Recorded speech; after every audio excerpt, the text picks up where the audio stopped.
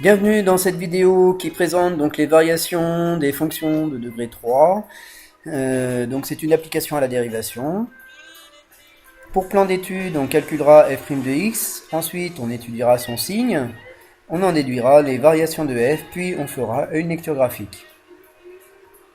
Pour exemple, j'ai choisi x compris entre 0 et 10, et l'expression de f de x est donnée par 2x au cube moins 3x au carré plus 12x plus 100.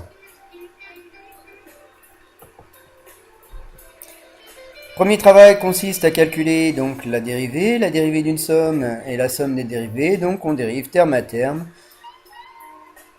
Donc la dérivée de 2x au cube c'est 2 fois 3x au carré. La dérivée de moins 3x carré c'est moins 3 fois 2x. Et la dérivée de 12x plus 100 c'est 12. Après simplification, on obtient 6x au carré moins 6x plus 12.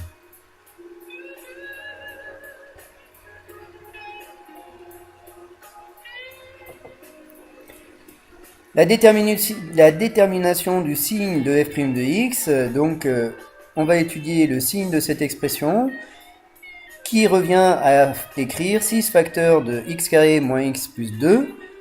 Voilà, alors si on ne le remarque pas, on peut déterminer le signe à partir de l'une ou deux des expressions, peu importe. Ici, l'idée c'est de travailler avec des coefficients plus petits. Donc factorisé par 6, 6 étant positif, le signe de f' de x ne dépend que de x carré moins x plus 2. Cette expression est celle d'une fonction du second degré, et donc du coup, on détermine le discriminant pour en étudier le signe. A est égal à 1, B est égal à moins 1, et C est égal à 2. Le discriminant, c'est donc moins 1 au carré, moins 4 fois 1 fois 2, B carré moins 4AC. Après calcul, on obtient moins 7. Le discriminant étant négatif, l'équation x au carré moins x plus 2 égale 0 n'admet pas de solution. Et le signe de l'expression x au carré moins x plus 2 est constant. Il ne dépend que du signe de a, c'est-à-dire de 1. Ce signe étant strictement positif, l'expression f' de x sera donc strictement positive.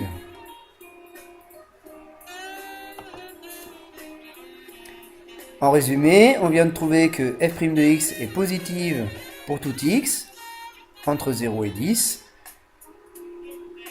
On peut faire un tableau en indiquant un signe plus sur le signe de f' de x entre 0 et 10. On en déduit les variations de la fonction f.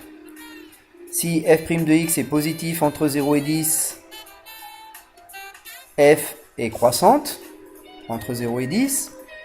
Il nous reste les calculs d'image f de 0 et f de 10.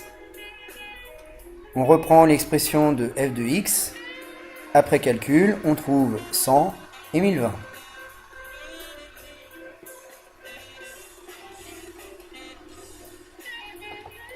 Enfin, la vérification graphique de ces résultats.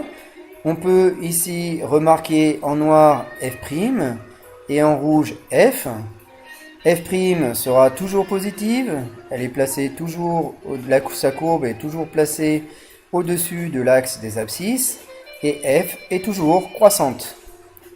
En cliquant sur le lien, vous obtenez la fonction suivante, les fonctions suivantes, f et f'. Au choix, vous pouvez afficher f ou f'. Quand on demande au calcul formel de résoudre f' de x supérieur à 0, c'est vrai pour tout x, c'est pour ça qu'il indique x égale x. Et quand on demande de résoudre f' de x égale à 0, il ne trouve pas de solution. Ici, f' est toujours positif, strictement.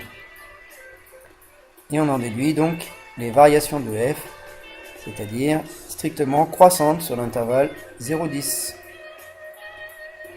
l'intervalle que nous cherchions. Voilà pour cette vidéo.